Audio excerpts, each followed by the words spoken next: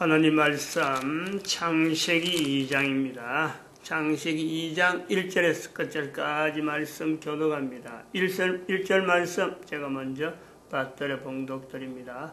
천지와 만물이 다 이루니라. 하나님의 지으시던 일이 일곱째 날이 될 때 마치니 그 지으시던 일이 다 일곱째 날에 안식하시니라. 하나님이 일곱째 날을 복주사 거룩하게 하셨으니 이는 하나님이 그 창조하심에 만드시던 모든 일을 마치시고 이날에 안식하셨음이더라. 너희가 하나님의 성전인 것과 하나님의 성령이 너희 안에 거하시는 것을 알지 못하느냐. 모든 정사와 권세와 능력과 주관하는 자와 이 세상과 오는 세상 일컫는 모든 이름 위에 뛰어나게 하시고 또 만물을 그 발 아래 복종하게 하시고 그를 만물 위에 교회의 머리로 주셨느니라. 교회는 그의 몸이니 만물 안에서 만물을 충만케 하시는 자의 충만이니라. 평강의 하나님이 친히 너희로 온전히 거룩하게 하시고 또 너희 온 영과 혼과 몸이 우리 주 예수 그리스도 강림하실 때에 흠없게 보존되기를 원하노라.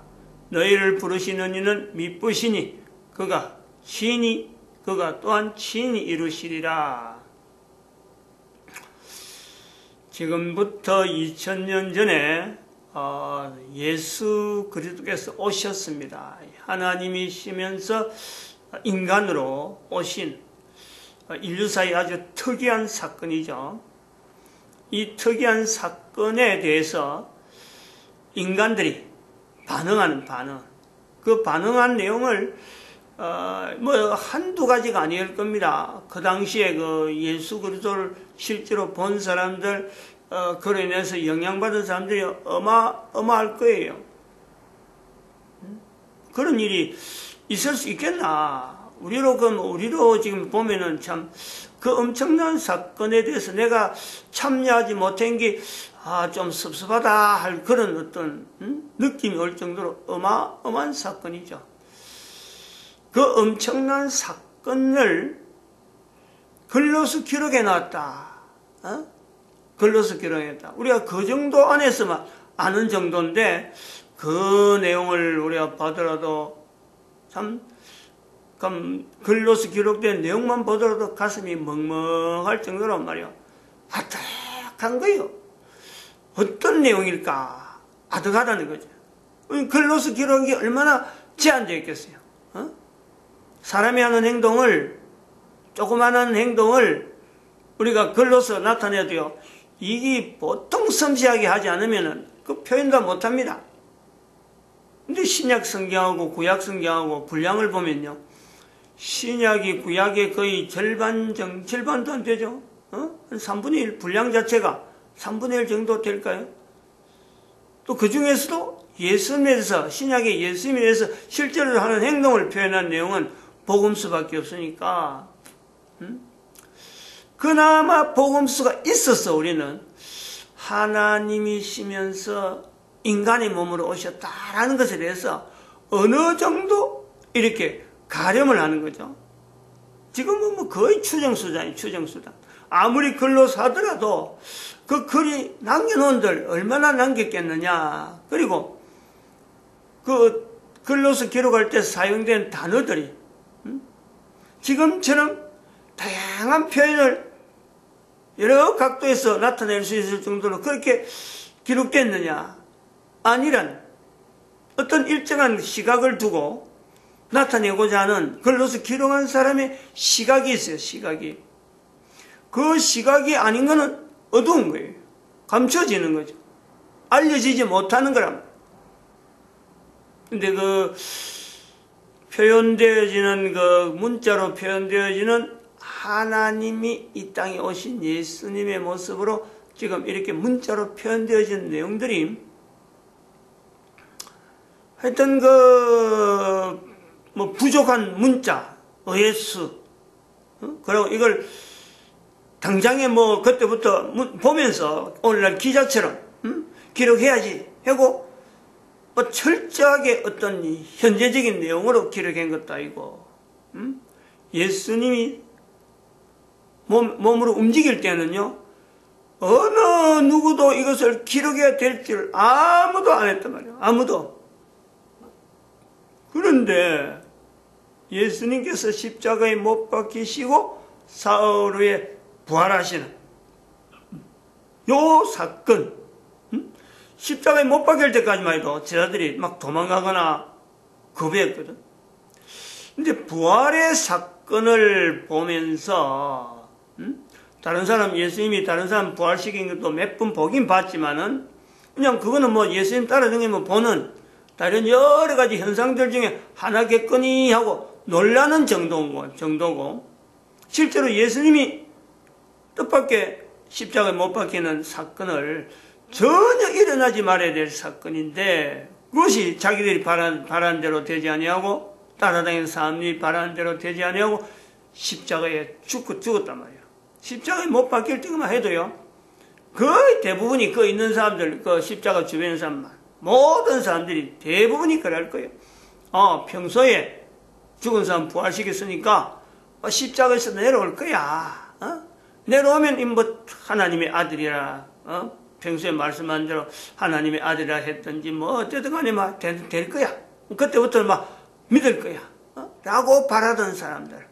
십자가 믿어서 그거 나타나기를 또 그런 식의 각도로 구경하는 사람들이 어마어마하겠죠. 한시나, 지금이나. 어쨌든 숨 넘어지기 전까지는 다들 그걸 기대하는 거예요. 근데 그 바라는 대로 안 됩니다. 사람이 바라는 대로 안 된다는 거예요. 그러니까 뭐 따라다니는 사람들이 더 이상 없잖아요. 무덤에까지 딱 갖다 눕혀놓고는 신체, 시신이 있으니까. 예수님이 부활 전에 가지고 있던 심정에 대해서는요, 우리가 공감해야 돼요. 그거는 전 인류가 당시에 똑같은 마음으로 절망, 인간이 가질 수 있는 어떤 인간이 한 개인이 살면서 뭐 60이 살고 뭐 50 살고 뭐 자랑할 것, 그 어떤 자랑도 한순간에 절망으로 바뀌는 때가 있어요. 절망으로. 그 절망을 전부 다 말로서 표현해도 바로 그런 절망이죠. 그런 절망. 예수님을 따라다니면서 예수님이 다시 살기를 바라던, 즉시 그 십자가에서 못 박혀서 거기서 툴툴 털고 내려오기를 바라던, 끝까지 그 기대를 놓지 않고 있던 그들의 절망이 3일간 계속됩니다. 3일간. 하루만 해도 뭐 충분하겠는데 3일 동안에 계속될 때에 어떤 기대가 있었겠어요? 어떤 기대가? 뭘 기대했겠어요? 따라다니는 모든 거, 아이고 뭐 3년 동안 따라다니는 거, 나는 이제 물고기 잡으러 가겠노라. 사도 바울이 이제 그렇게 하는 거죠. 사도 베드로가. 그래도 물고기를 잡겠다고 하는 거, 살겠다는 의지를 표명한 것만 해도 대단하고, 요즘 같으면은 아마 그런 절망을 당했다 그러면요, 아이고 나도 죽고 말지죠. 더 이상 기대가 없는 그런 속에 예수님의 부활을 통해서 경험되어지는 사람들. 그래서 글로 남겨지는 거예요. 기억을 다시 한다는 거죠. 예수님이 이 땅에 있는 동안에 한 행동하고 결국 그거하고 지금 부활의 내용하고는 어떤 연관이 있느냐. 시작은 그것과 관계 있다고 봅니다. 개인이 공간복음에 통해서 마태, 마가, 누가, 요한복음이라고 하는 이런 복음서를 기록한 것에 대해서 그런 연유로 우리가 지금 예수 그리스도라고 하는 이 어마어마한 어떤 참 이 땅에 오신 하나님에 대한 사건을 성경에 기록되어지는 이 내용을 우리가 보는 거죠. 근데 이런 내용이 기록되어 있는데, 기록으로만 전달되어지는데, 이 내용을 지금 현재 2012년 지금에 이게 어떤 개인이 판단해서 이런 내용을 읽어야 된다 말아야 된다 이거 결정한다는 건요, 이건 정말 참 이제 이런 관점으로 볼 때 그런 거예요. 이건 인간이라 할 수 있겠느냐? 우리는 이제 단정해야 된다, 단정. 단정적으로 말할 수 있어요. 전 인류의 절망을 한꺼번에 쏟아넣고 기대했던 그것이 무너지는 내용에 지금 현재 있는 모든 인간들이 바라고 소망하는 모든 것보다요. 그 절망이 모든 인간들이 어떤 바라는 모든 절망이 완전히 사라지는 것에 대한 지금은 오로지 단순한 소망밖에 없어요. 예수 그리스도를 통해서 나타나는 소망이 있겠어요?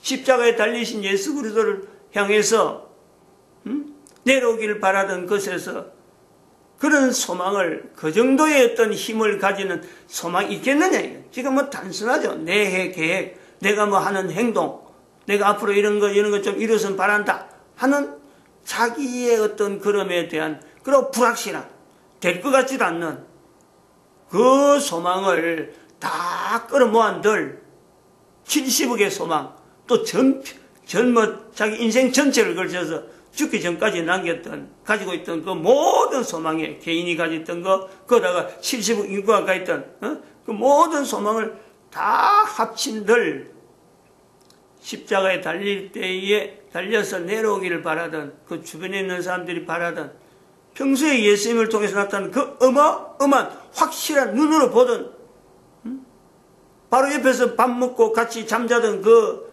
분명한 어떤 존재와 실체에 대해서 평소에 하나님의 아들이다 하던 그 어떤 그 당당함에 대해서 무리도 걸으시고 죽은 나사로 살리시고 이런 그 여러 가지의 그 기억이 지금 바로 생생한 거 아니에요. 방금 전까지만 그 옆에서 하루도 안 지났거든. 그 십자가에 못 박히는 게 방금 전까지 게세마네 동산에 가겠노라 하고 기도하고 있던 그런데 십자가 처형이라는 건 바로 그날 새벽이에요. 새벽에 결정이 그래 됐다. 새벽에 재판을 열어가지고 뭔가 어디 전쟁이 일어난 것도 아니고 말이죠.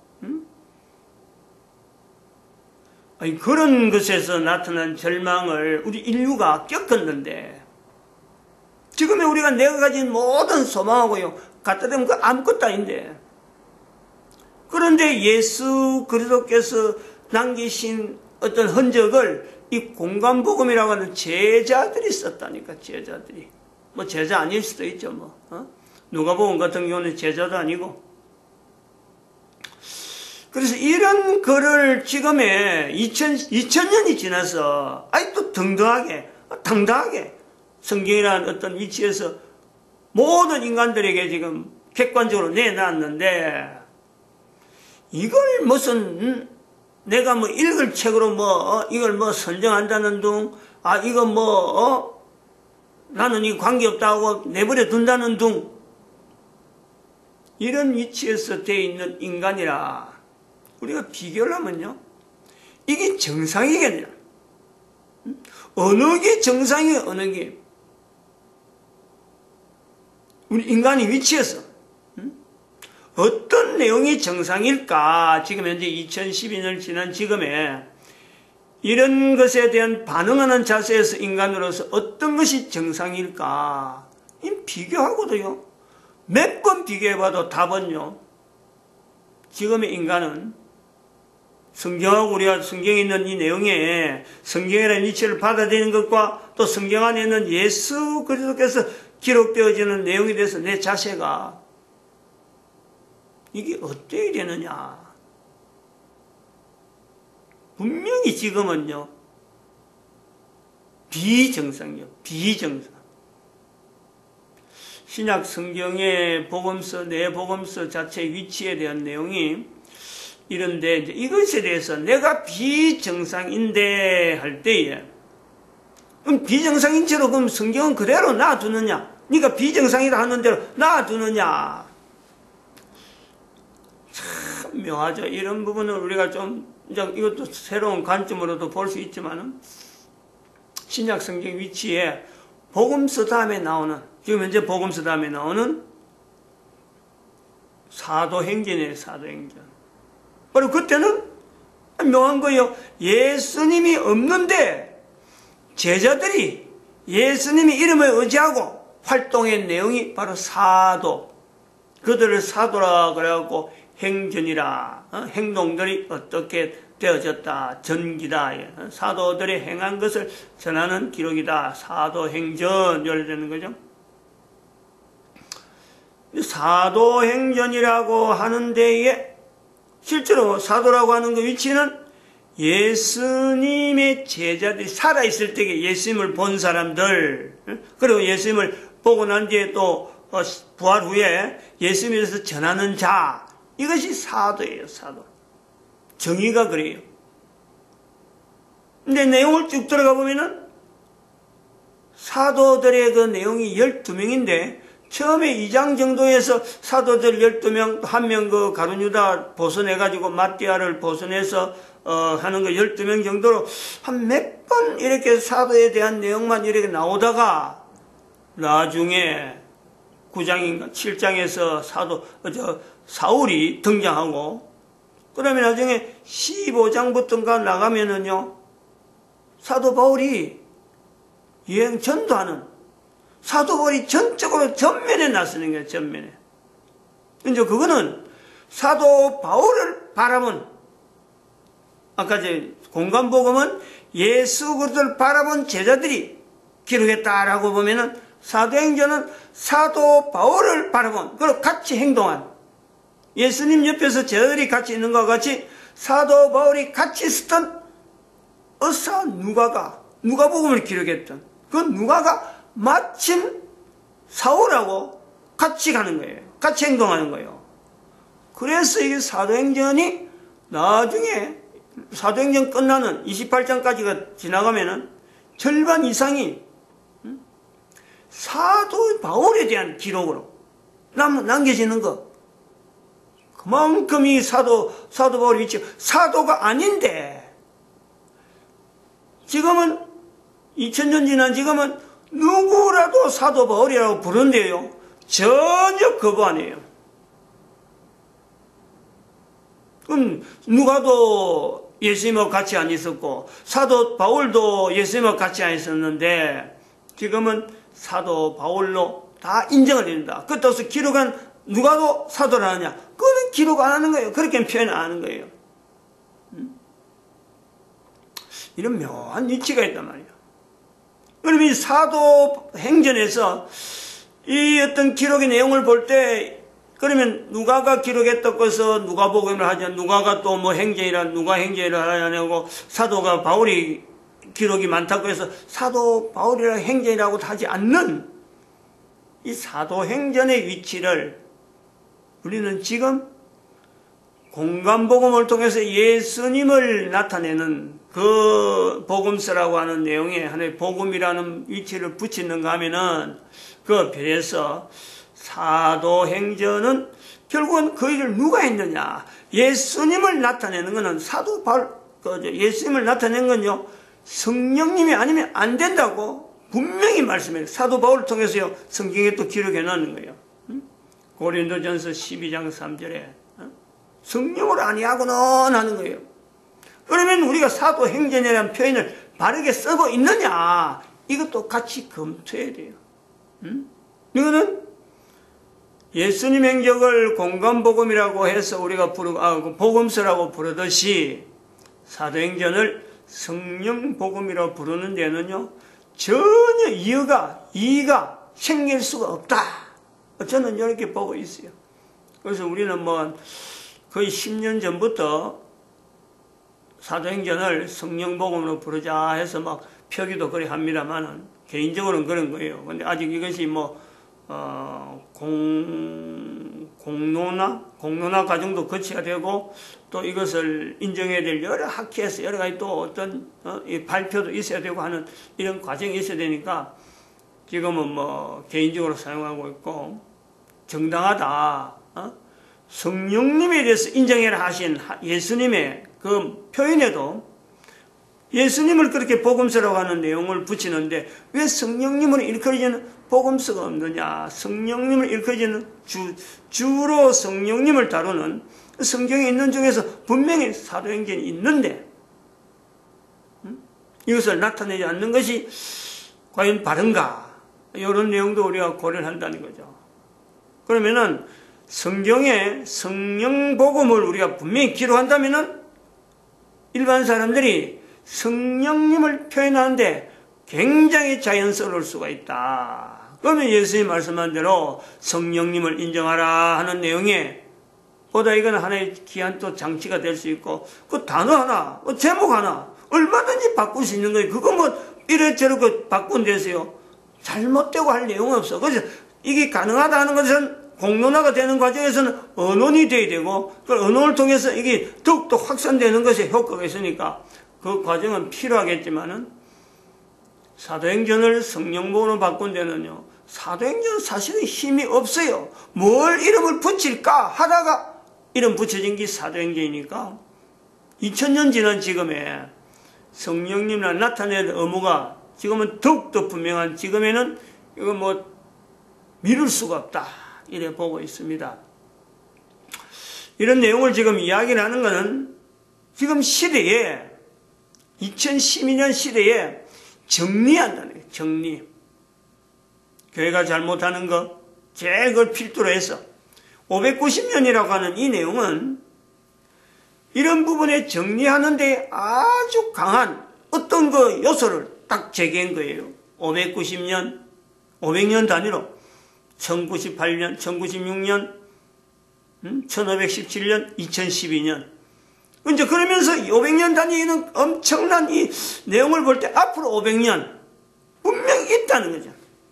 그래서 저희들은 그걸 가지고 뭐 그때 살지는 않지만은 2508년 연도를 정해놓고 또 500년, 3008년 이 단위를 정해놨어요.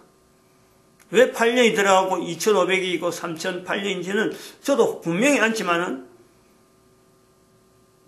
제가 그 금오산에 기도를 하는데 기도한 장소 매주 올라가서 기도하는데 그 앞에 바위가 큰 바위가 2개 있거든. 내가 아이들한테 이야기는 한 적은 있어요. 어제는 또 기도하는데 금오산에서 혹시 내 행적에 대해서 뭔가 자료를 남기고 싶다 하는 것을 요구한다면 저는 그걸 이야기를 하려고 좀 생각을 했어요. 그 앞에 바위에 2508년을 기록해라. 그리고 또 조금 다른 바위도 이야기했어요. 3008년. 아이들에게 다 이야기한 내용이니까 바위에다 기록하는 방법으로 그걸 남기라. 그리고 그 굴에 들어가는 앞에 그 삼각형 돌이 있거든.